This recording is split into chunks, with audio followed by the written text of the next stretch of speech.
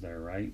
And he's actually a pretty good quarterback. I think is he going to be the one that everybody views as a successor to Tom when the time comes? Well, I will say that Belichick is very high on him, but I'm not sure what to make of it. I'm honestly not. Well, not enough body of work. Replacing Tom Brady, those are obviously going to be enormous shoes.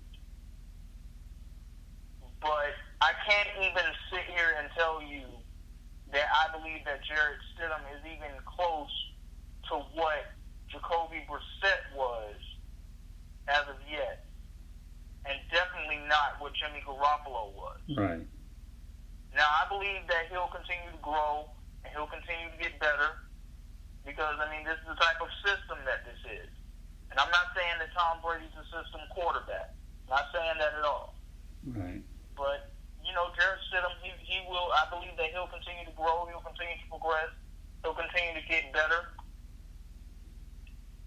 But it's like you just alluded to, and I'll continue to allude to this as well. The fix was in on this to actually take place in Super Bowl 51. If the Falcons just keep that onslaught going, I don't believe Brady is still in New England after that. I don't. Because he had a playoff game earlier in that postseason. I believe it was against the Houston Texans. And this is when Brock Osweiler was the quarterback of the Texans. Brock Osweiler. And we remember how much of an experiment that was. Remember how much of Houston's money they gave away to Brock Osweiler to come in, only for him to perform like absolute garbage at most of the times. Right. And Brady struggled in that game. Right. He struggled in that game because of how the defense was getting after him. But, you know, they started seeing that slight age and attrition there. They had saw it just a few years earlier, too, in particular the infamous Monday night game at Kansas City. We all remember that. That's when we first saw Jimmy Garoppolo for the first time. Right. And when it was garbage time, he came in and he did a good job. And this led to many people now speculating, oh, is this the end for Tom in New England? And, of course, that led to Belichick's infamous on to Cincinnati press conference. And the rest is history because they went on to claim their fourth Vince Lombardi trophy Right. at the end of the season. But honestly, Scott, I'm just about there almost with you. I believe they have a few more years together too, but simply it's because I believe now you have to forcibly tie them to the hip. Because the succession plan, do you really trust Josh McDaniels over Belichick? You know what? If Belichick were to walk away? As a matter of fact, yeah, I do. I'm glad you brought that up. I do. He's been groomed, knows the system real well, and I believe that Josh would do a good job with New England second time around. I do. I see synergy there, familiarity there. So yeah, to answer your question, yes. I mean, who else in New England bring if Belichick were to leave? Well, of course, as of right now, there's nobody there. And even when Matt Patricia and Brian Flores and all the other guys were on staff, Josh McDaniels clearly was going to be the next in line. And we knew he was going to be the next in line when he accepted the Indianapolis Colts job, only to turn around and say no. And to stay in New England. We knew that. Right. I agree. But yeah. I continue to have my questions and my reservations on that, just simply because I remember what his stint was like in Denver. But I will say this, it's as you said, there's experience, there's familiarity, and, you know, this time around with him in New England, he's got some hardware on his hands. And he didn't have that when he went to Denver. And he's been able to learn more from Brady. He's been able to learn more from Belichick. So I believe it will work out as well. Do I believe that they would still continue to be a dynasty? That part I don't know about. Right. Yeah, I agree. I mean, I think Josh Daniels' next coaching step will be right where he's at. And I think he'll do well. I really believe that. familiarity has a lot to do with it. You know, he's learned a lot from his mentor. Everybody's got a mentor, right, Xavier? Right? Yes. And I believe that Josh McDaniels firmly is entrenched with the way that Belichick is his mentor. But hey, let's not sing any sad songs for the Indianapolis Colts. Frank Reich's done a pretty good job by taking advantage of the opportunity thanks to Daniels staying put. So yeah, I think you touch on a lot of good points. But you know, we could talk about anything we want in terms of mixing and matching, connecting the dots as much as we want. But in the end, okay, from the Taggart situation to Belichick, you know, you have one college situation. Who knows what's going to happen there? But we all do know that the Patriots are a well-run organization, is what they are. And they'll make the right moves. There won't be... And the Baltimore Ravens, you know, they're the epitome of another well-run organization simply by making the right move to not get rid of their head coach. Because there were talks of him being on a hot seat. Now, I don't know if those talks were actually real. We see who actually should have been on the hot seat there. He's playing in Denver now, and they haven't looked good with him there. That would be Joe Flacco. Right. Now, I say all this to say this. I have to say this first. Despite how Joe Flacco looked in Baltimore at the end, Baltimore Ravens fans should forever have nothing but praise for Joe Flacco. Oh, no question. Well, the guy won him a Super Bowl, for crying out loud. He had some good years. Yeah, I mean, you know, like even Trent Dilfer won a Super Bowl in Baltimore, right? Didn't he, before Flacco did?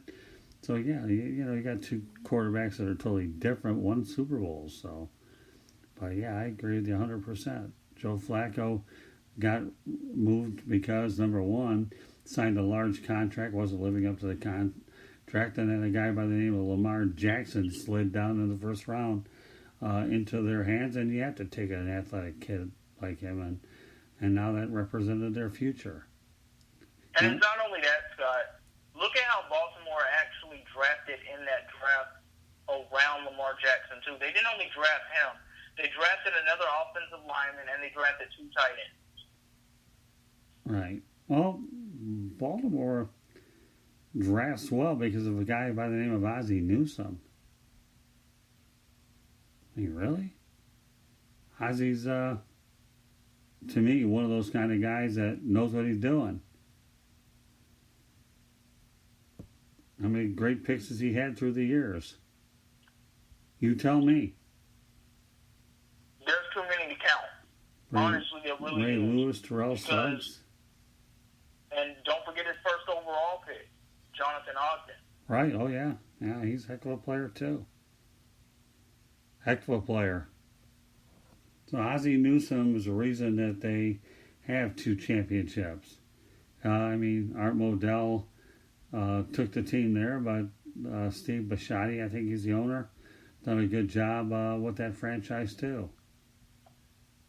They're a good franchise. They've done real well in Baltimore. And John Harbaugh, we trust. I mean, to think about that organization, they were one of the few that were actually going to bring in Colin Kaepernick until Colin's girlfriend shot her mouth off. They were willing to do it, but look what happened. It all blew up.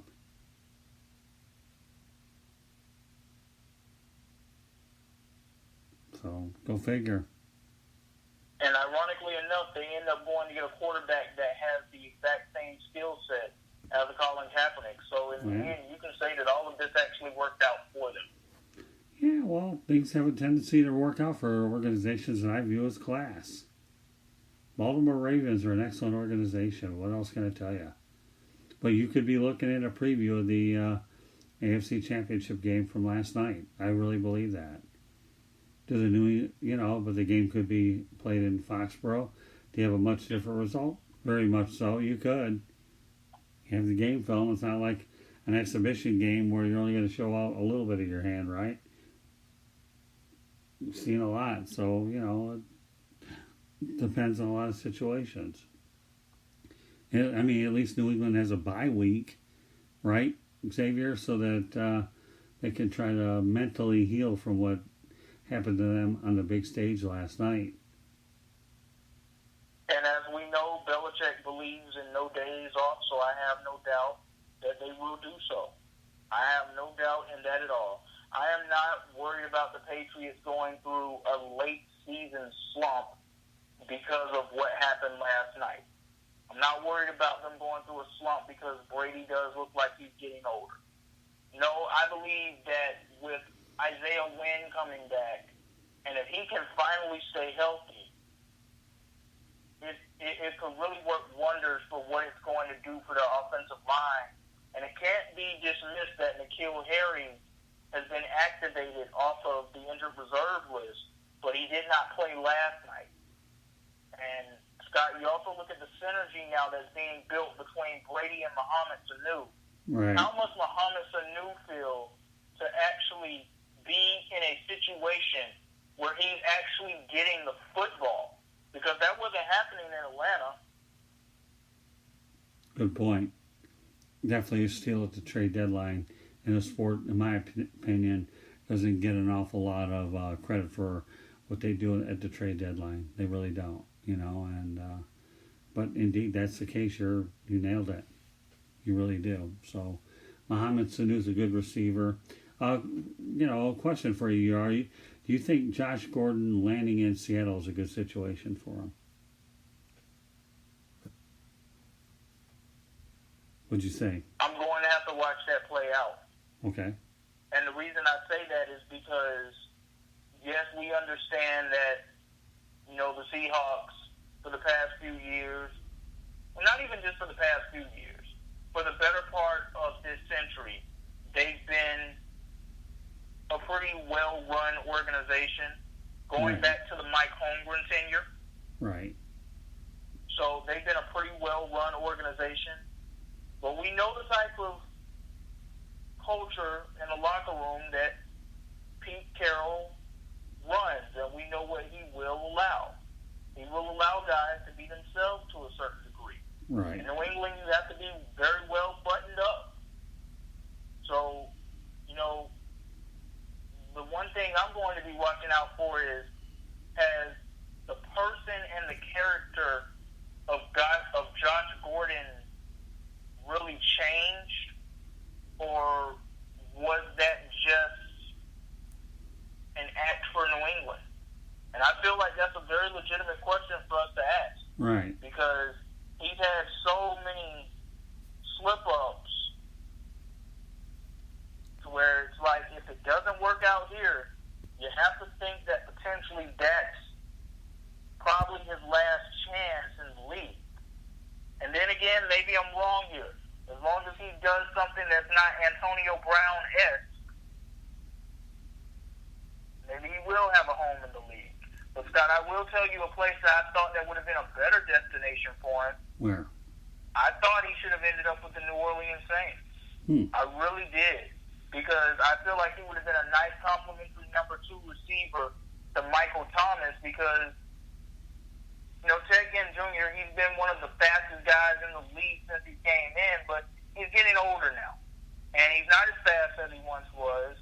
And besides Jared Cook, who else do you really trust besides Jared Cook and Michael Thomas to really go out there and get it going? You don't. Alvin Kamara is only going to be able to do so much because they have to depend on him to run the ball. Latavius Murray's done a nice job doing that too, but Alvin Kamara is your running back. You have to depend on him to run the ball and bring it in out of the backfield. Right. You really trust any of those other receivers? You can't keep inserting Taysom Hill in no matter how dynamic he is. So I just feel like he would have been a nice fit in New Orleans, and I feel like he would have really put them over the top when it comes to the NFC. Because the San Francisco 49ers going out and trading for Emmanuel Sanders, I just feel like that may have tilted the ball game in their favor there a little bit. Right. As far as who is the favorite to come out of the NFC. Right. Well, I agree. I mean, I think Josh Gordon needs to be in a place where you have a strong coach. Yeah, again, I'm not sure what the situation was in New England at the end, but let's not kid ourselves. Maybe we are more sure of it. they had an opportunity to get a good receiver in Muhammad